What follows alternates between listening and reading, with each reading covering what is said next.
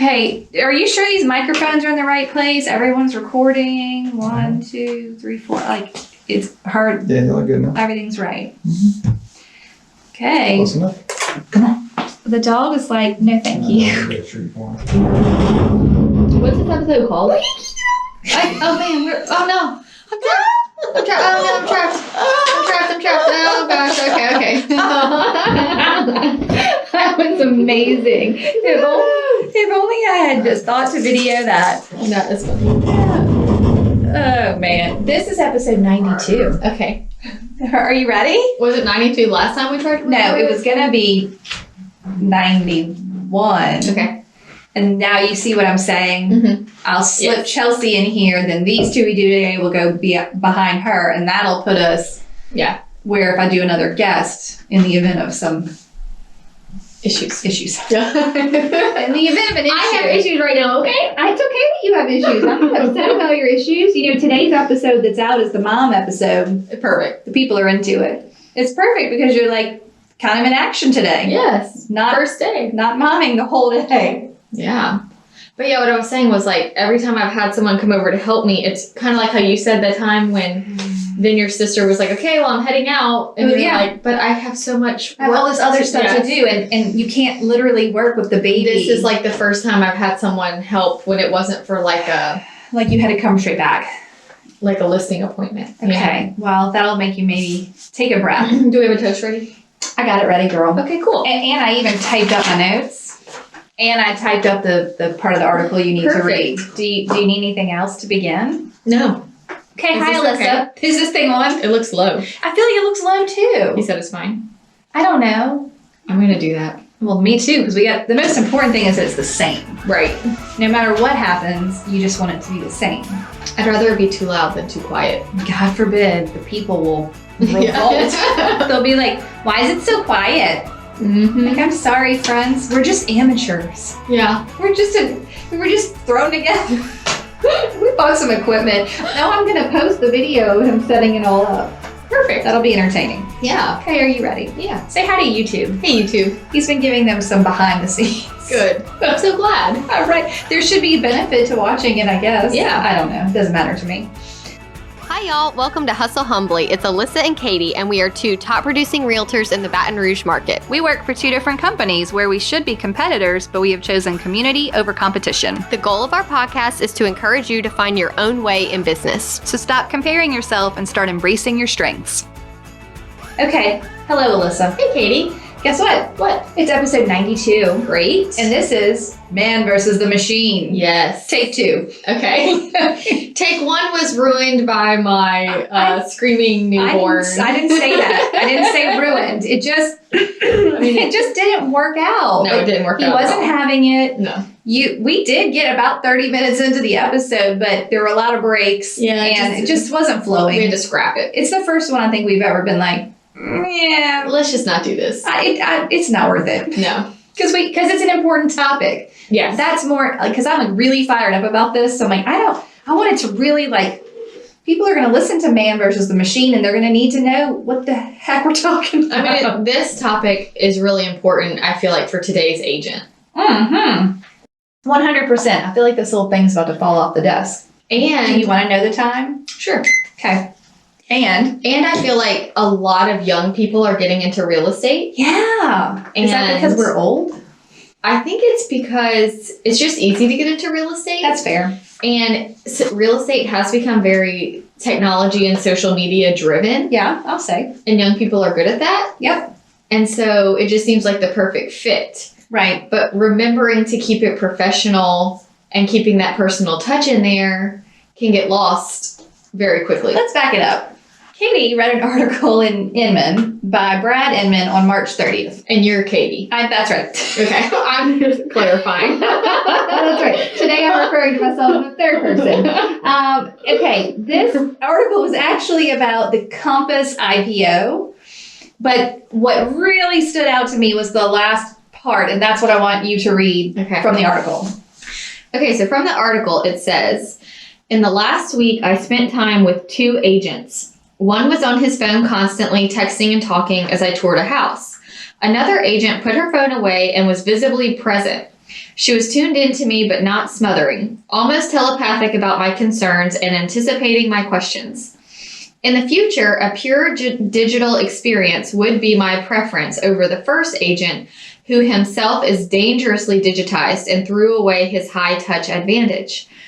For now, I would opt for the second agent over a digital-first experience. She gets it, and she will be around for a long time to come. Yeah. I mean, that one really stuck with me. I'm not gonna lie. I'll be honest and say I felt like it called me out a little bit. Well, and I think the reason why I'm good at some of this is generational. Mm-hmm. Like, it freaks me out to be on my cell phone in front of clients. Like, I just feel so self-conscious, like they're going to think I'm not paying attention to them. Like, right. I'm reading email or text messages, or for heaven's sake, scrolling through Facebook. Like, I just assume when I'm on my phone that is a detriment to my current, like, whoever I'm with, whether I'm with you or a client or my husband, anyone. And I just feel really self-conscious about it. So I'm sort of self-regulating, but that's not the case because I don't know if you still have them, but you had all kinds of interesting stats about phone usage. Yes. And I think the problem is that we're all addicted to our phone. We all reference it. And look, I'm not saying that when you're in a showing and you pull out your phone, you're not looking up a property disclosure to tell the client that information. But if you don't say to them, I'm going to grab my phone and look up the property disclosure to tell you the flood zone. Sure. They don't know what you're doing. They just know you're on your phone. And it's hard to pay attention to the cues of someone or even to hear what they're saying if you're on the phone. Right. So I think there's a lot of levels of that, but I've been in plenty of appointments, like a closing or something where another agent was, and they were on their phone the whole time. Yeah. The whole time. It's easy, even if so this is where I fell victim. Sometimes if I can't print what I would like to print before I go to the showing, because I usually like to have the MLS sheet and maybe I'll make notes on it from the property disclosure. Yeah.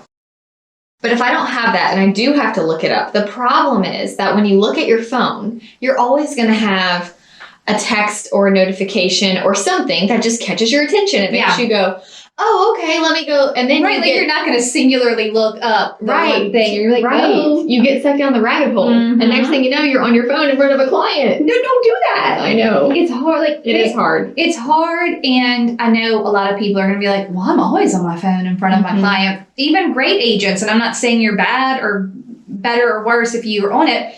I'm just saying that the level of communication with your client is the first place to start. Like, hey, I'm gonna look up that MLS listing really quick on my phone. Or if I have to look up, they're like, well, what about that house down the street? And I'm like, well, shoot, I didn't print up every house that's on the market. Sure. And then I'm like, well, let me look it up. Yes. And then I get my phone out and I try to be as quick about it as possible, or to be as half in on my phone so that I'm really still paying attention to what are they saying, what are they doing, what are they looking at. Right. I know. It's a lot. It's a lot. But I think that what high touch means high attention. Do you know what I mean? Like, how are you giving your clients attention? And the funny thing was, I sent you this article and I said, I'd like to talk about this article and kind of talk about high touch experience. And you said, I really want to do an episode on client experience and why you shouldn't be looking for new business if you're not taking care of your current business. Yes. I'm like, great. That's the same show. Right. Like, that's the same problem. You have to be all in on your current client. And that kind of goes back to just like hustle culture. Like people are always saying, I need more. I need more. Yeah, I need the volume. Yeah, that's just a number. And so then they're not even serving the clients that they have well. And then they're like, I need more business. I need more listings. Yeah. And it's like the sellers that you have now are not pleased with you. They haven't heard from you. They don't think you're doing a good job. Actually, on my way here to your house, I have a seller right now who's so sweet, and we're selling her house, and she's just really emotional about it, happy, but also, Okay. So we accepted an offer yesterday. Okay. And I was just on the way here, I was like, I'm going to call her. Just check on her. So she was like, hello. She's like, what's wrong? Yeah, what's wrong? I said, hey, I was just calling to check on you. And she's like, oh my gosh. Thank you. And she just talked for 5 minutes. Needed to talk about it. I didn't say anything. And you also didn't need to call her today. No. As part of your transaction. No. And after I hung up the phone, I thought, I'm so glad I did that. Yeah. She just really wanted to know that she's not alone in this experience. Yeah. And that I'm here with her. Yep. And I'm not just here to handle the paperwork, but also to check on her and how are you feeling and are you good? You know? Because I wasn't sure if she was going to say I'm having regret or if I'm feeling good about it. But she was feeling really good about it. Well, that's good. And that's also, we've talked about this many times, about just making the call, having the conversation, making the confrontation, even though maybe you didn't want to. Those are all important in building the relationship with your client. Right. Like actually talking to them. So what about social media content? People need content. They're wanting to take pictures and stuff like that on showings, sometimes with clients. And I don't know. What do you think? Because, I like to post a picture. Now, on one hand, I don't like to be on my phone and in front of my client. On the other hand, I'm going to tell you it takes 0.5 seconds for me to open my camera app, snap a picture of a purple toilet after my client has walked out of the bathroom and move on. Like, I don't then go open my Instagram app and post the purple toilet in real time. I post it later when my clients don't need my attention. So you can just snap the photo. You're not trying to write on the picture and do all the cute stuff at that time. No, never. Okay. Never. Now, also my clients, I think, if they're, this is not even age dependent, if they're social media users, they love seeing their showings pop up in my stories. Oh, that was me. We were there. Or, ha ha ha, that squirrel was funny. Or, whatever. They feel like that's their little HGTV show, right? Mm-hmm. But you can involve your client, and that's also relationship building. Like, hey, do you mind if throughout the process, hey, new buyer, do you mind if throughout the process when we're on showings, I snap a photo here and there? I love to share them with my community. Yeah. I would love to just, kind of document the process. If you're not comfortable with that, no worries. Well, most people are going to be like, oh my gosh, that sounds so fun. And then they'll be like, hey, catch a picture of that. Or did you see that? What, it's more interactive. Yes, you have to let them know what you're doing. I always take pictures of pretty trees. Oh, yeah. I'm like, oh my gosh, I love this tree. Let me take a picture. But again, you have always inspired me to try to be better about putting away my phone at lunch with friends or, just putting it away. Yeah. I think I shared that quote before about hang out with people that make you want to put away your phone. Oh, that's good. So it's like, you're here, live in the moment, experience it, put it away. That's mindset, and that takes practice, especially if that's not something you have ever even thought about, or just if you feel so drawn into your phone that, and even if maybe you're like an introvert or someone that it's a little more uncomfortable to be in social situations. And so you'd rather kind of get lost in your phone than be fully present with the people. I think that is it's something you can practice. It is something you can practice. You could even practice just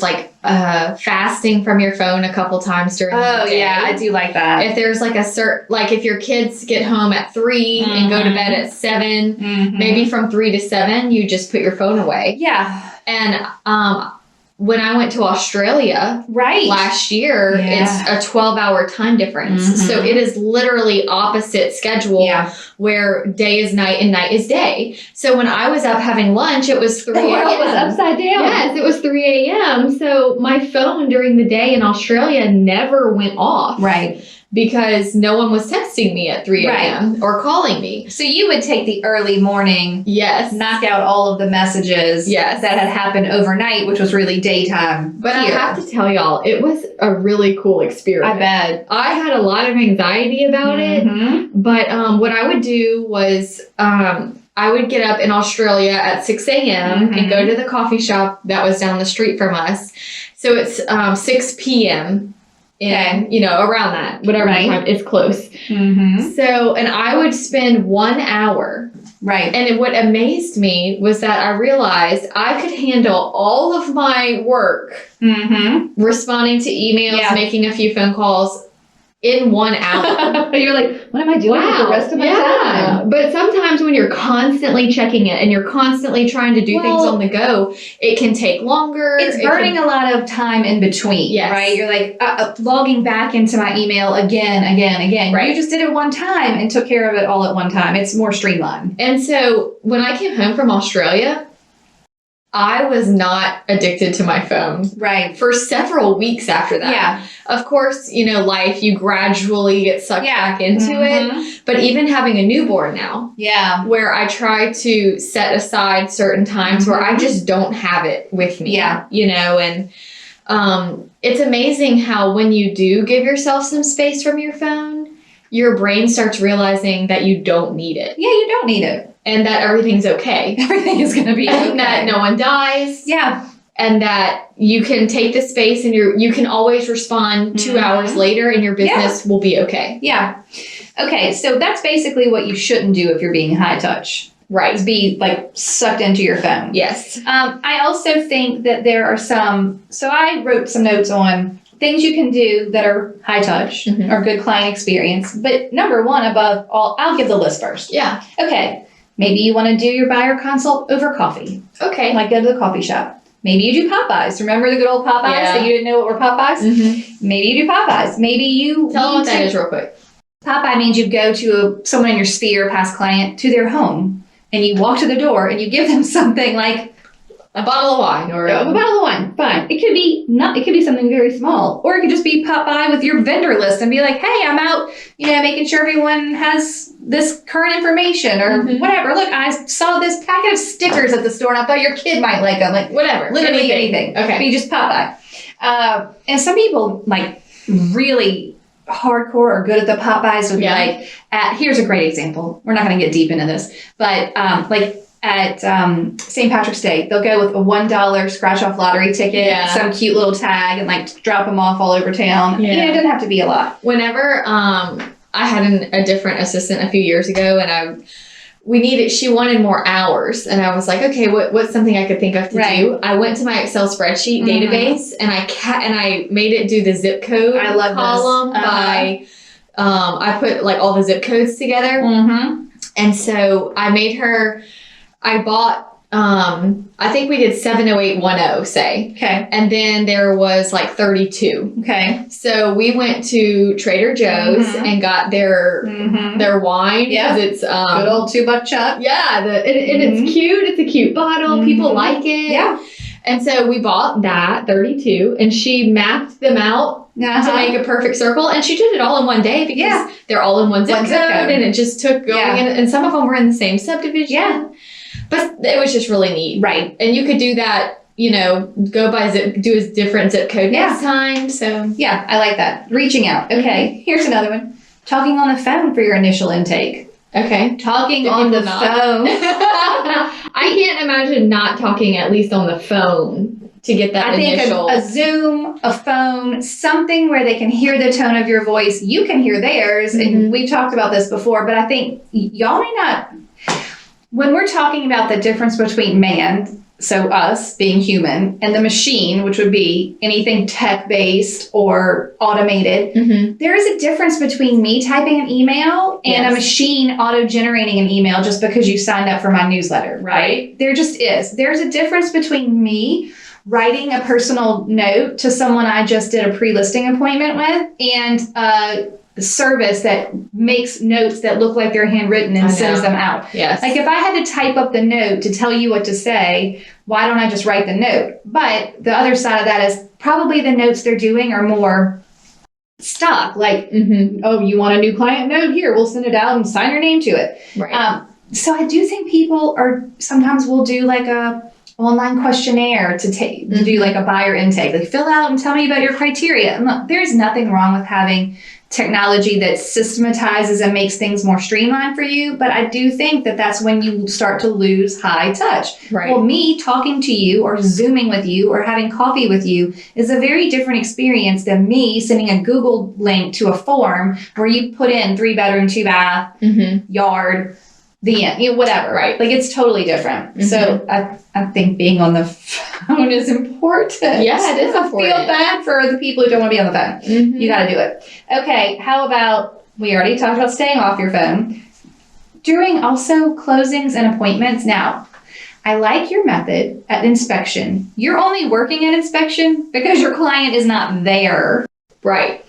I have a problem where at inspection, I bring my computer and I think I'm going to work, but if the client is present, I want to talk to them about the weather and their dog and their kid and where they lived before and what's their favorite type of food, because that inspection is probably my number one relationship building time. Well, it's a lot of waiting around. Yeah, you're sitting there waiting. They're thinking about what color curtains they want to hang up. And, you know, if you participate in those conversations, that's the moments that solidify your bond. Right. So if you need the time for efficiency's sake to work, then I like your method. Just tell them to come at the end. Yeah. So I think we talked about this in the inspection episode, but I just tell my clients, you know, the home inspection takes 3 hours.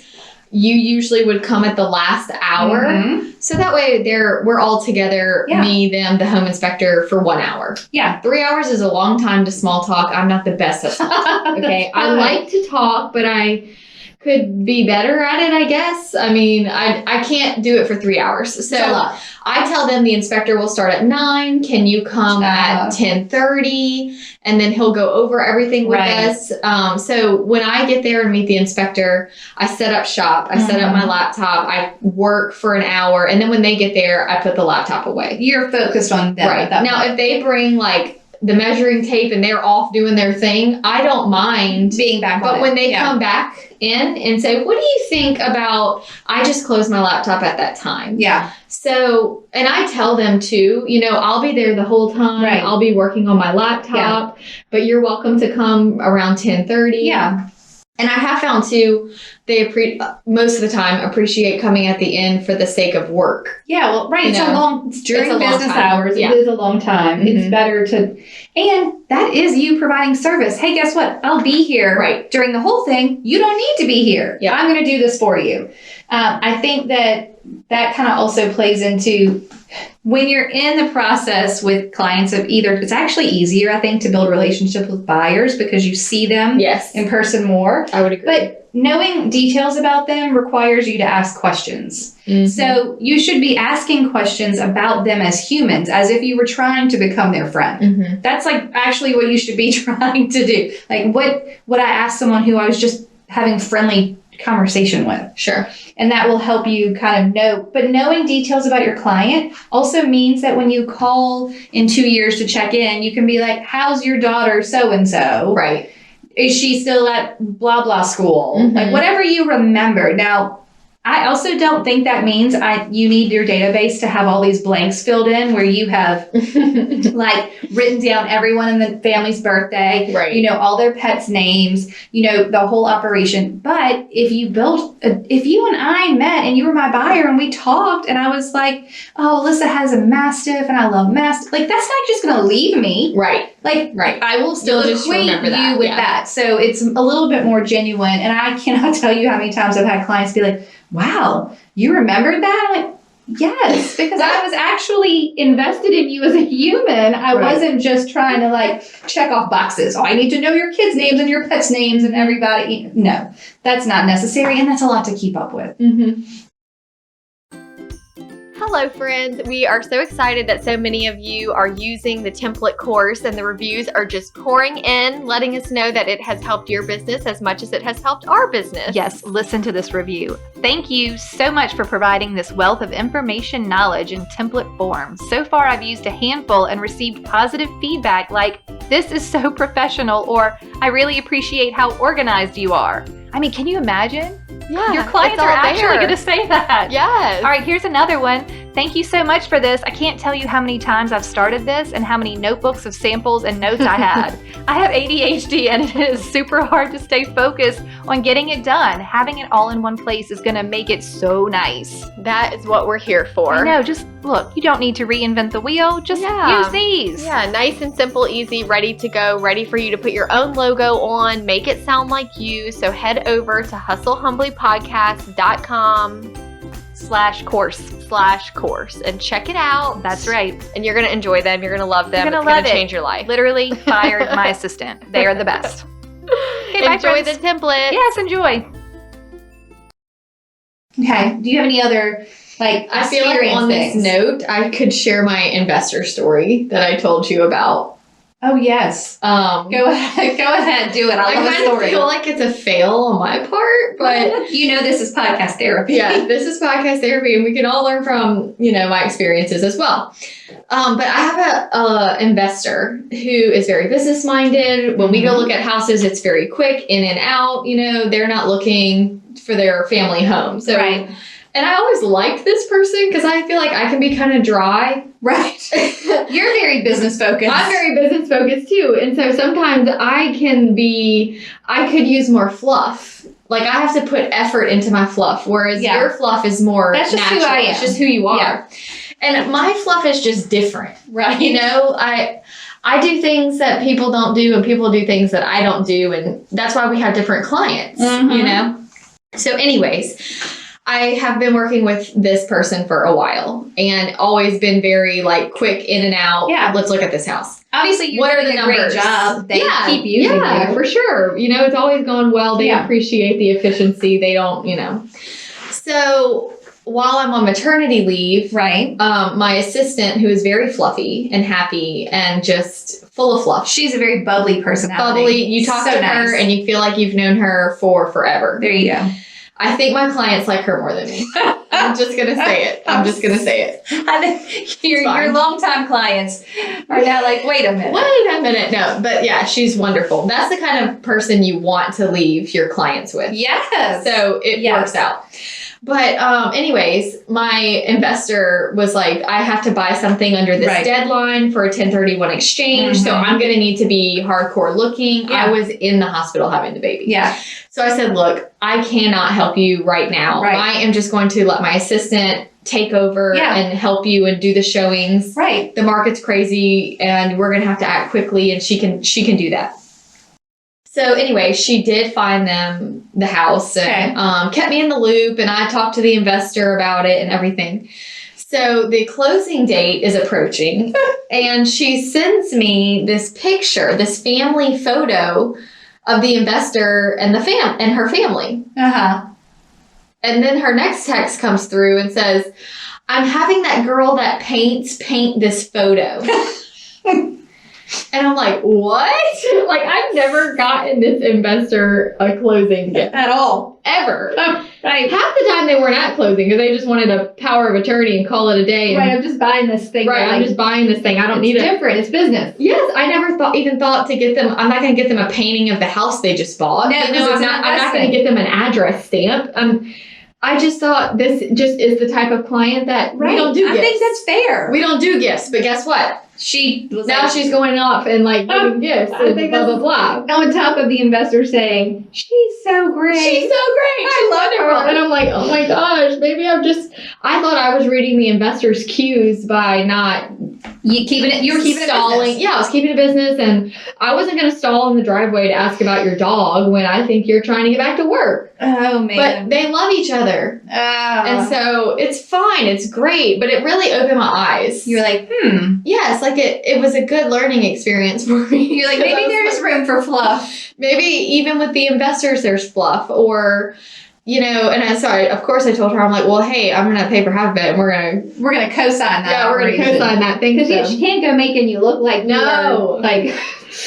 yeah, right. That's the worst. Yeah. Anyway, look, like I said when you told this to me originally, worse things could happen. You could have picked an agent to take care of your clients that they did not like. I am not complaining at all. She has been the best thing. Right. And but I thought it was funny because it really made me go, oh, okay. I mean, everybody has a story. Everyone. Every person that you meet has a story. Yeah. And everybody likes to talk about themselves. Yes. Which brings me to my next one. Because the other thing is, I don't want people to think, I did in Modern Agent, I did a white glove service.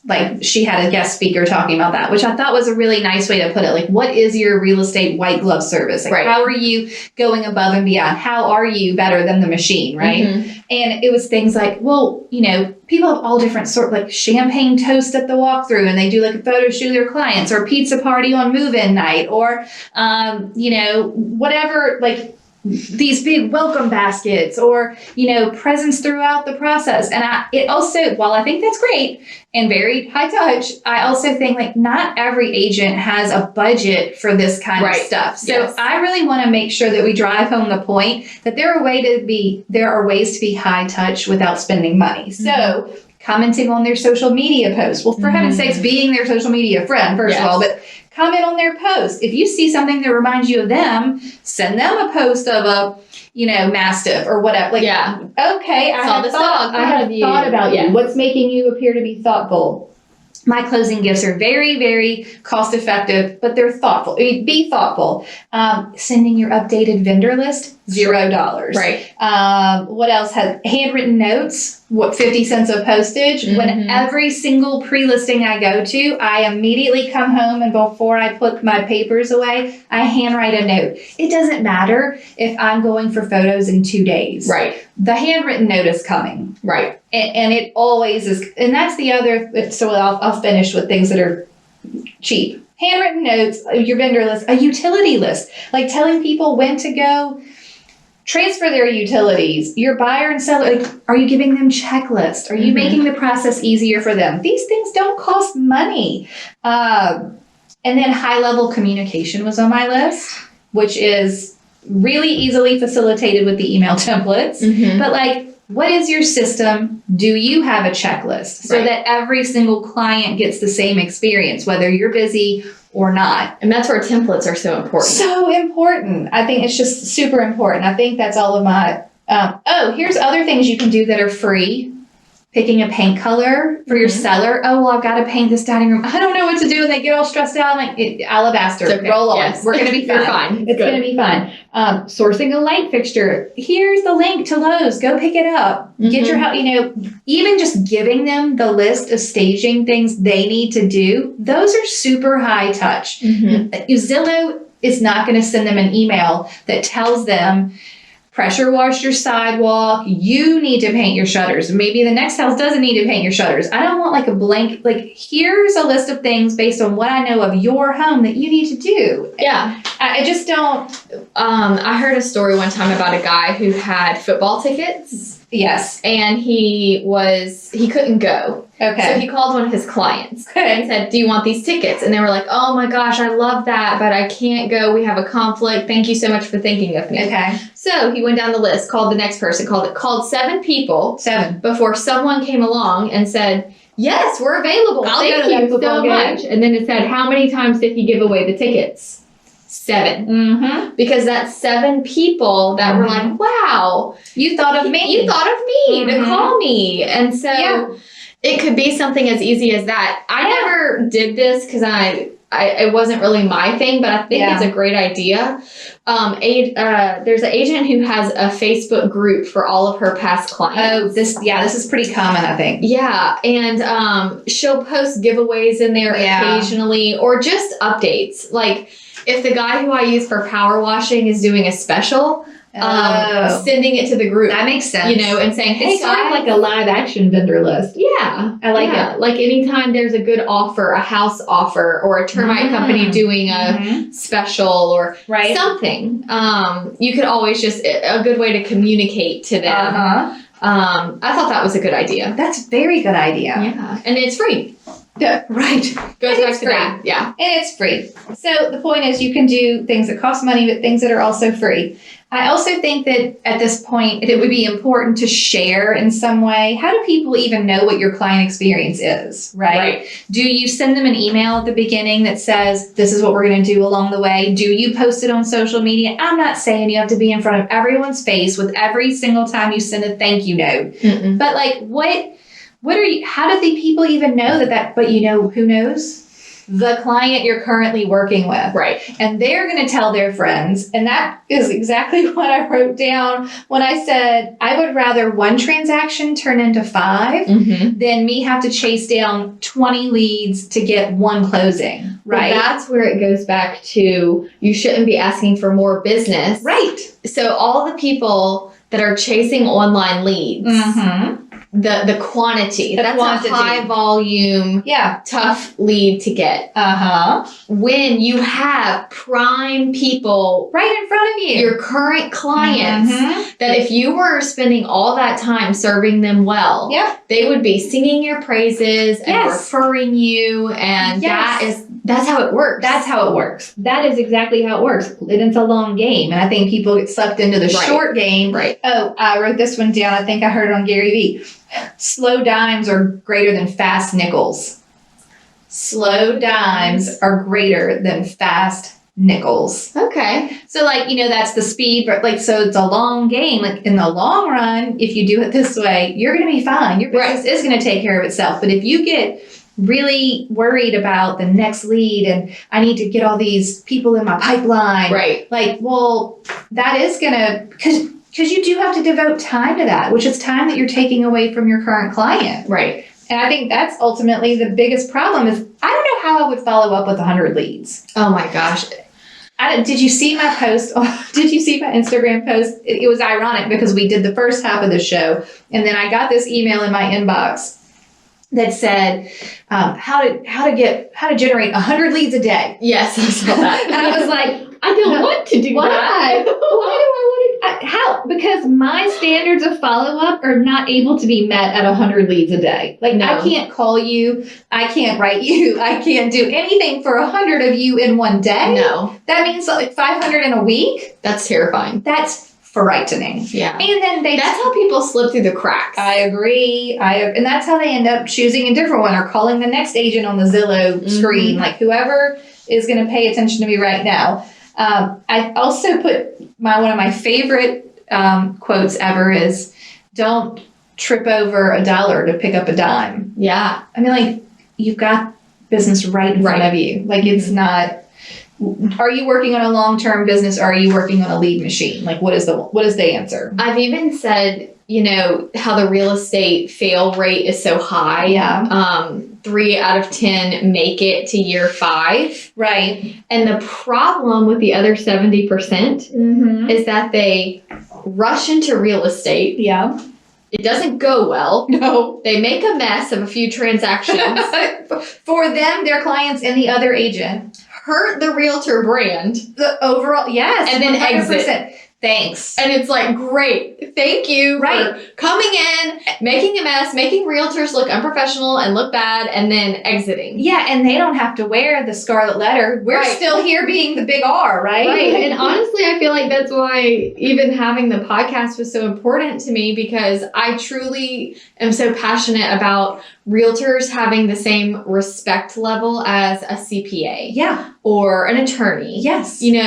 We work that hard. In the largest financial instrument that most people have. Like, it's not, I'll help you pick out an outfit. No. This is the home, the place where you're living, where your biggest financial investment. Right. It's just crazy. Agreed.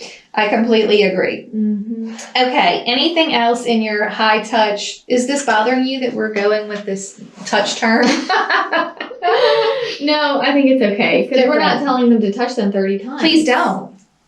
Don't do that. But I think it's also really freeing when you realize all you have to focus on is your current business and doing it well. Yes. Who are your current transactions? Right. How do you take care of them really well? Do you not have any current transactions? Then how do you take care of your sphere, your database, really well? Your friends. The people that like you. Yes. That would actually use you or tell someone to use you. Mm-hmm. Like, it when you simplify it that much, it becomes a lot less overwhelming. If I just said, okay, well, I have 2 current transactions. How can I really blow them away? Right. Like, what can I do today to help? Can I just call them and say, are you feeling okay? Well, I think the reason I had issues with like the 32 touch thing Right. is because it was with people that you weren't doing a transaction with now. So if they're not in the market to buy a house right this moment, I don't want anyone following up with me 32 times a year. It's just too much, because I'm not trying to buy a house right now. Right.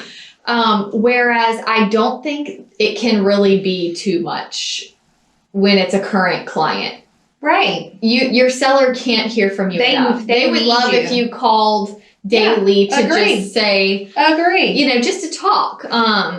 And I don't call my sellers daily, but I'm just saying Disclaimer. that when it is a current client, they need that high touch. Yep. So devoting your energy to what is in your hands right now Right. is how you're going to keep your hands full. Oh, that's a great way to say it. Yeah. I love that. Okay. While before we move on in life, I would also like to cover part of the machine. Okay. The machine, which is my code, I think, now for Zillow. Okay. Okay.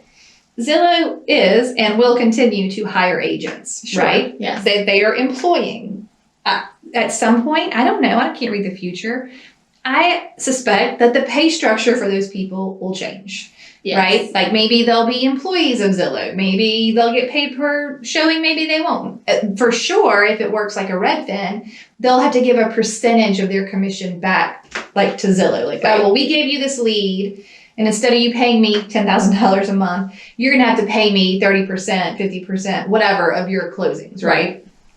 And I think that they will, and people may be inclined to, newer agents. I think they're going to recruit a newer agent or someone who's a little bit more vulnerable and just really needs to get their, business off the ground. And you're going to have to play by their rules. Right. Like that is not you running your business. No. That's you jumping every time someone types their name into a Zillow search or a whatever website it is, and you've got to like pop out the door, because if you don't, they'll just type, the next person will get the call. Like, Sure. it even works with the Dave your Dave Ramsey leads. Like, there's a system in place where if you don't respond immediately, somebody else will. Somebody else Yes. does.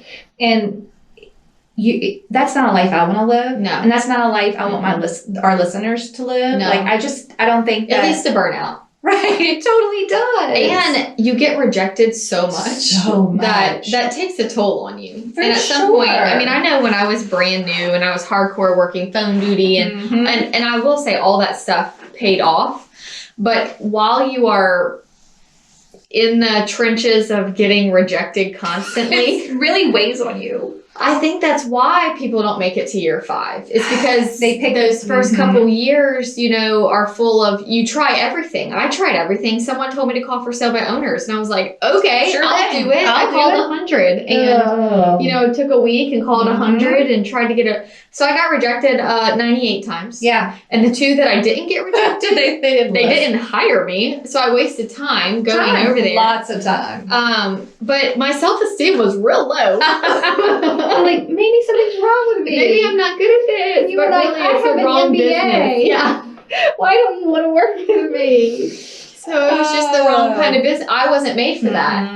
So no, I'm not made for that either, and I don't want anyone to believe that you have to be made for that. Like, that's just not the way that it's going to be. The other issue is that as the industry changes and evolves, and people get really freaked out about this machine situation, people are going to start, or even the machine is going to start, which I think they already are, like starting to cut commissions. And we're not going to discuss numbers because we can't. But my point is, if you're providing a high touch, high valued client experience, then you get to set your price and keep it what you want it to be. Right. You don't have to discount because you're not providing discounted service. You're providing high level service. This is what I do. Like, this is what I do. So when people ask me, oh, what is your commission? I always use the words, I am a full service realtor. Like, my full service commission is X amount. Like, this is not a discounted operation every year because I don't know how to half-ass it. Right. Like, I just don't know how to. It's not in me. So I can't cut your commission because I can't cut my service because I don't know how to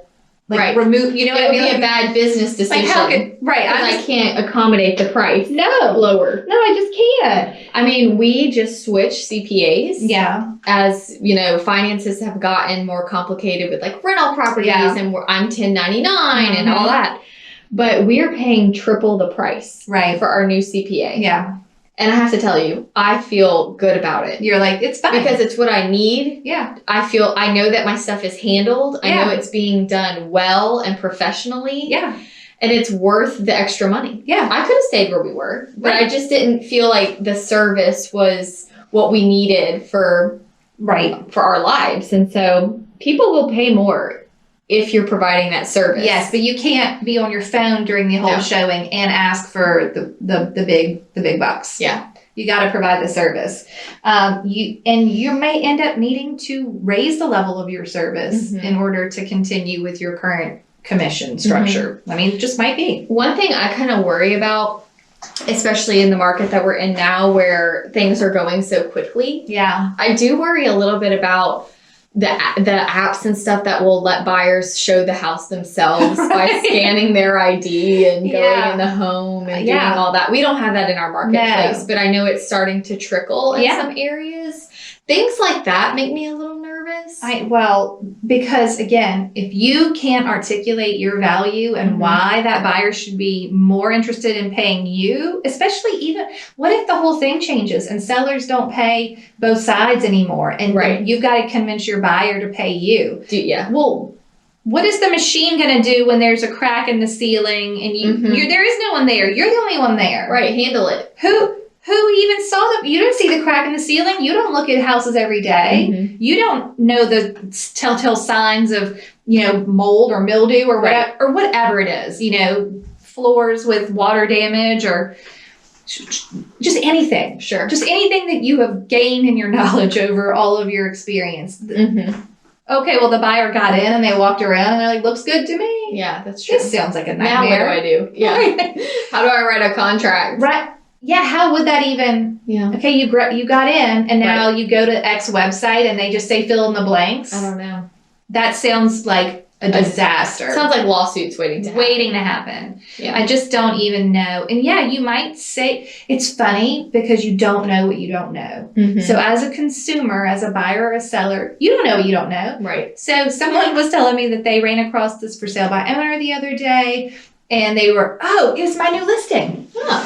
So my sellers were really upset because they were like, oh my gosh, right around the corner yesterday, a for sale by owner came up and it's X square footage at X price. And I'm like, oh my gosh, it's priced so low. They're like, yes, it's priced way too low. And now, I said, well, if they had a realtor, they would have priced it right and more than been able to cover the amount of the real estate commission and had someone representing them and doing the showings and doing the work. But no, they wanted to save money, but they didn't just save money. They lost money, but they don't know. They don't know. Because they don't have a professional even telling them what the comps are. Yeah. I said, I'm not worried about that. I'm not worried about that at all. We're just going to keep rolling with what we've got going on here.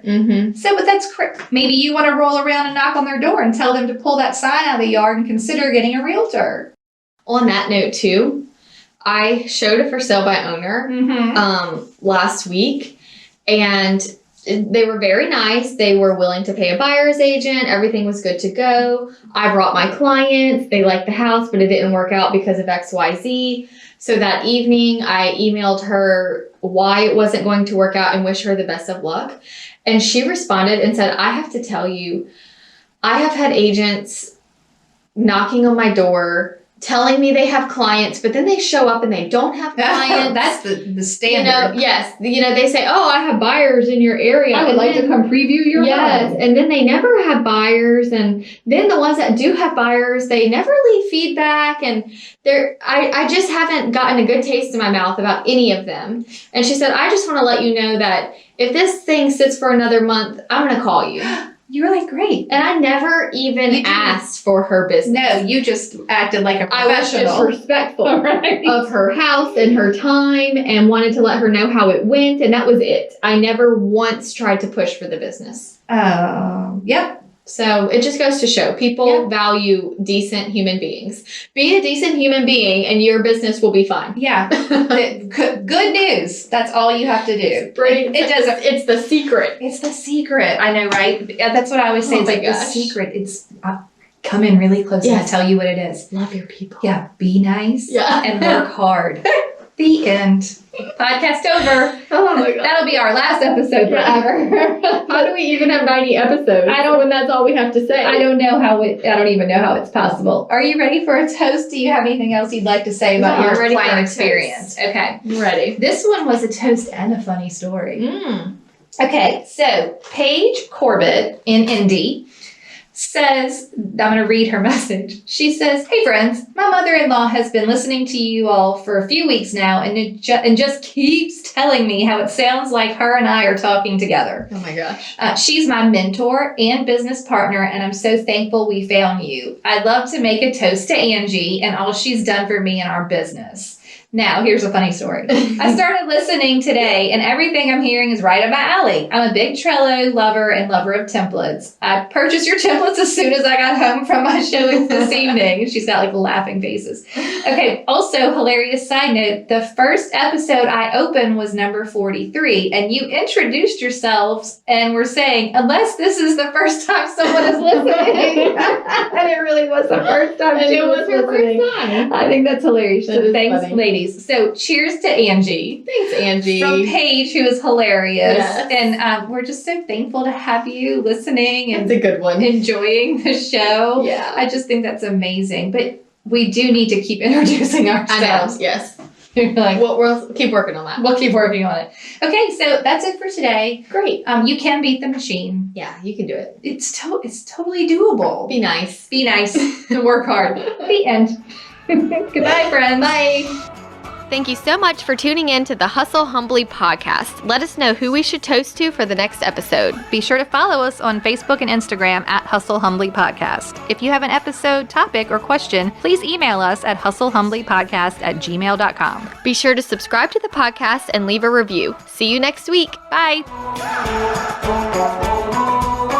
This is the good life.